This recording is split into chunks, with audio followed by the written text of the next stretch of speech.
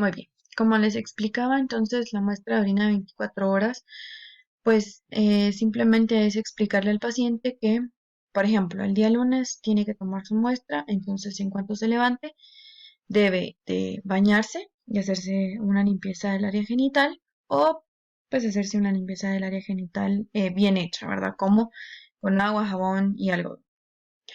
Después de eso, entonces vamos a decirle al paciente que la primera orina del día la descarte.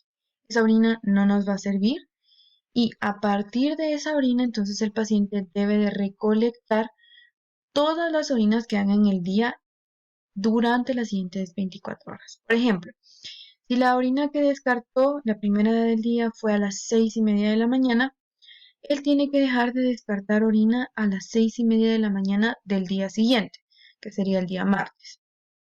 Entonces, si el paciente va al baño 20 veces, las 20 veces tiene que recolectar su orina en el recipiente.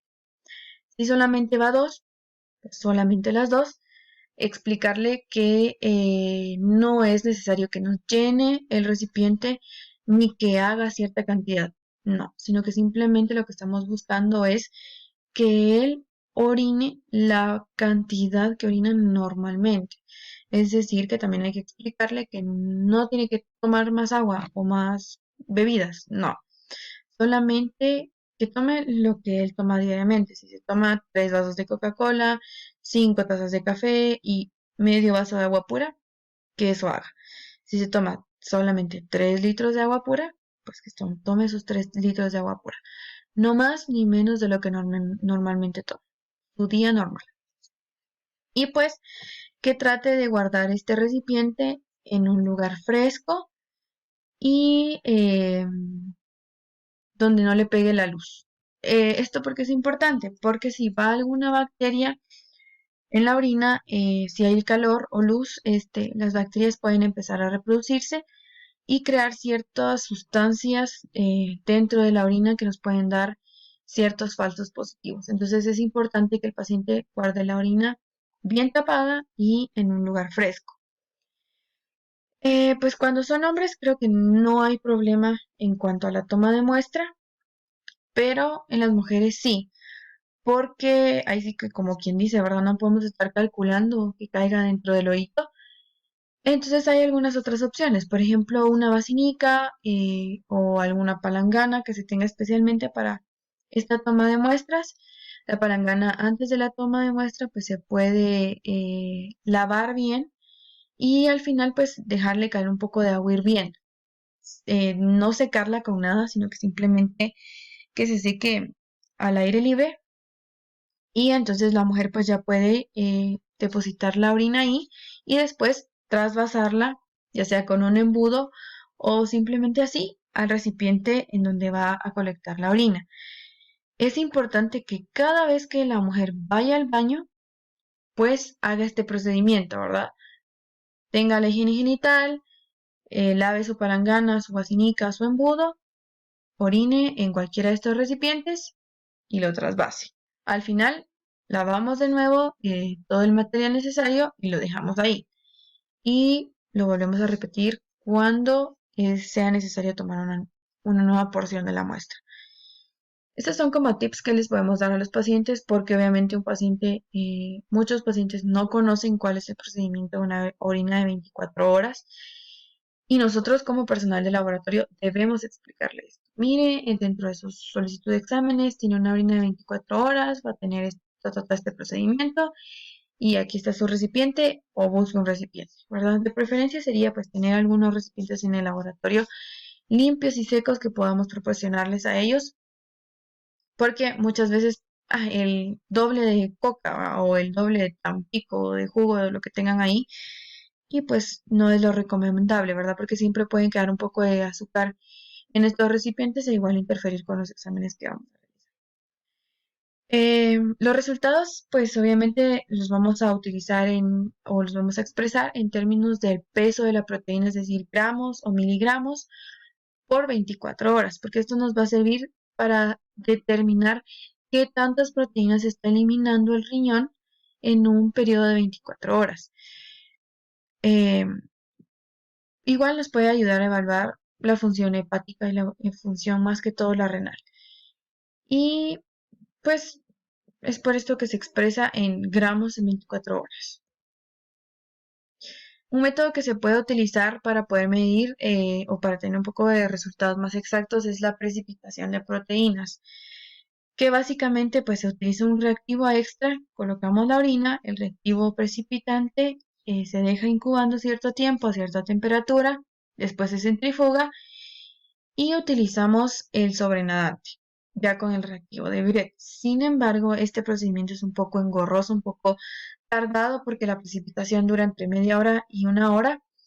Entonces, actualmente ya se tienen algunos métodos de Biuret que ya no necesitan la precipitación, entonces nos hace la vida mucho más fácil en el laboratorio, una vida mucho más rápida también, porque a veces los resultados realmente son urgentes y pues el paciente o necesita ser hospitalizado, necesita irse, necesita tratamiento si está en un hospital, entonces estos métodos de Biuret que ya vienen con este paso menos, nos ahorran un montón de tiempo y nos simplifican la vida. Siempre utilizamos Biuret. Les dije, el reactivo para la medición de proteínas por excelencia o el estándar de oro que utilizamos es Biuret. Esta es pregunta de examen, entonces por favor anótenla por ahí, apréndansela, coloquen post-it en todos lados para que se recuerden que el reactivo de Biuret o el método de Biuret es el método que utilizamos para la medición de proteínas.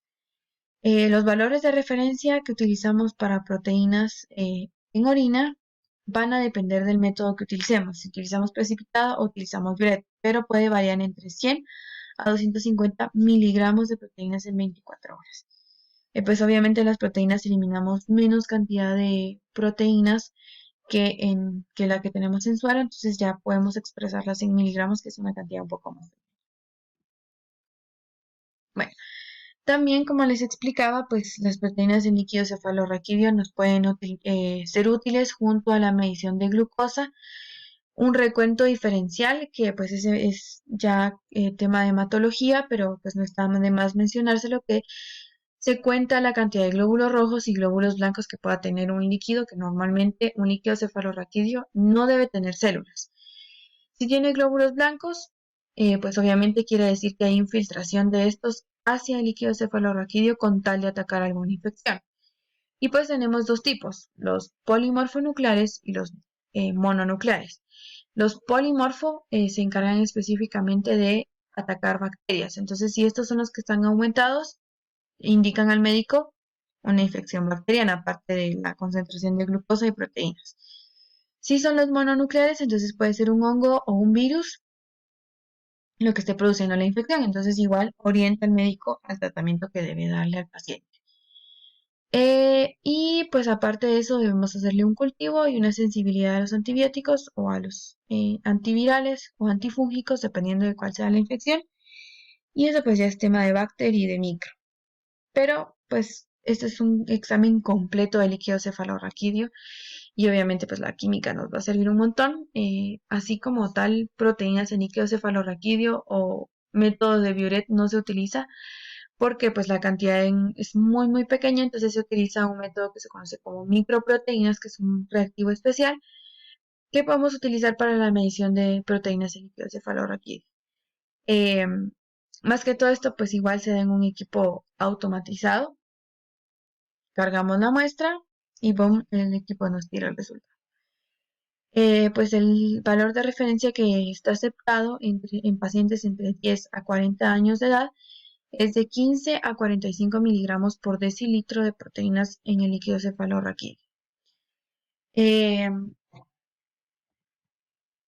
y básicamente eso es lo que haríamos con un líquido cefalorraquídeo.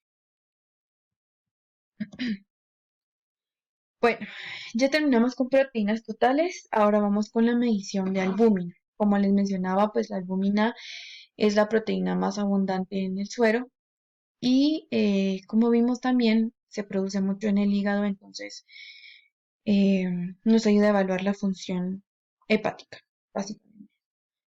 Pues los métodos que utilizamos igual para albúmina son muy similares a los de proteínas, pero se tienen métodos económicos fáciles y rápidos y utilizan colorantes. Entonces, el colorante pues tiene un pH específico y al agregarle en la muestra con albúmina, que pues la albúmina tiene una carga positiva, ese pH va a variar. Entonces, al variar el pH va a cambiar el color de la solución a la que agregamos la muestra. Entonces, pues por fuerzas electrostáticas, la albúmina atrae a un colorante que es con carga negativa, que eso significa aniónico, y ahí se va a dar la reacción. Pues nuestro valor de referencia es de 3.4 a 5.4 gramos por decilitro. Si se dan cuenta, el valor de albúmina es mucho más bajo que el de proteínas totales, porque, veámoslo así, las proteínas totales es como que yo estuviera hablando todos ustedes, toda la clase, ¿verdad? En total creo que son como 45 y 46, entonces ese sería mi valor total. Y la albúmina, pues es solamente las mujeres. Digamos que hay 20 mujeres en la clase, entonces obviamente el valor de albúmina es menor al de las proteínas totales. ¿Esto por qué se los menciono? Porque nos sirve también como parte de control de calidad de lo que estoy haciendo en el laboratorio.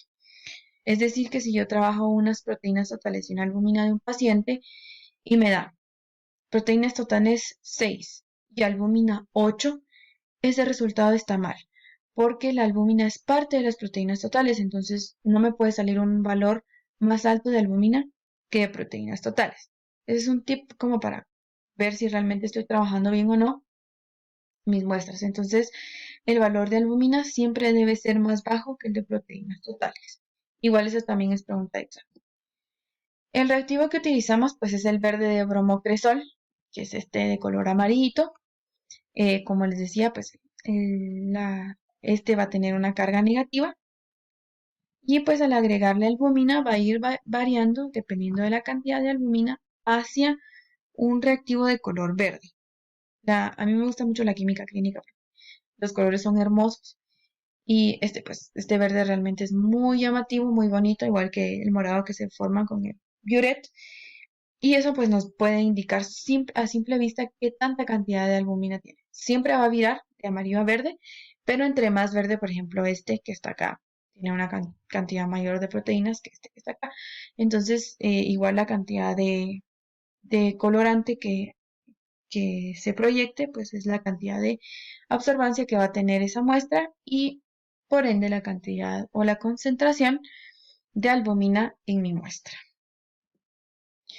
Bueno, en el laboratorio igual tenemos algunas fórmulas que nos ayudan o que le ayudan al médico pues a determinar cómo está mi paciente o cómo está funcionando realmente el organismo, el metabolismo del paciente.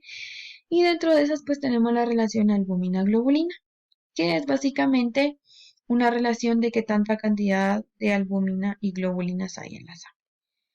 Entonces, para eso, pues obviamente en el laboratorio yo voy a determinar el valor de proteínas totales y de albúmina. Restando las proteínas totales con la albúmina voy a obtener el valor de las globulinas. Y para obtener la relación albúmina-globulina, pues simplemente divido el valor de la albúmina, dividido el valor de la globulina y ese es mi valor. Entonces, les voy a dejar una hoja de trabajo en Classroom para que puedan practicar esto. Y el valor de referencia es de 1.2 a 2.2. Esto no lleva dimensional. Eh, en la hoja de trabajo, pues les voy a colocar el valor total de proteínas totales, el valor de albúmina. Entonces ustedes tienen que calcular sus globulinas y su relación albúmina-globulina y debe estar dentro de este valor normal. Si está por abajo o por arriba, pues solamente me indican relación albúmina-globulina disminuida o aumentada, dependiendo de cuál sea. Entonces, pues esa fue la clase de proteínas totales y albúminas. Si tienen alguna duda, pues ya saben, pueden escribir en el chat de Classroom o pues a mi correo, ya todos tienen mi correo. Y pues espero que realmente haya quedado claro la mayoría de las cosas y si no, pues estoy ahí para las dudas que quieran resolver.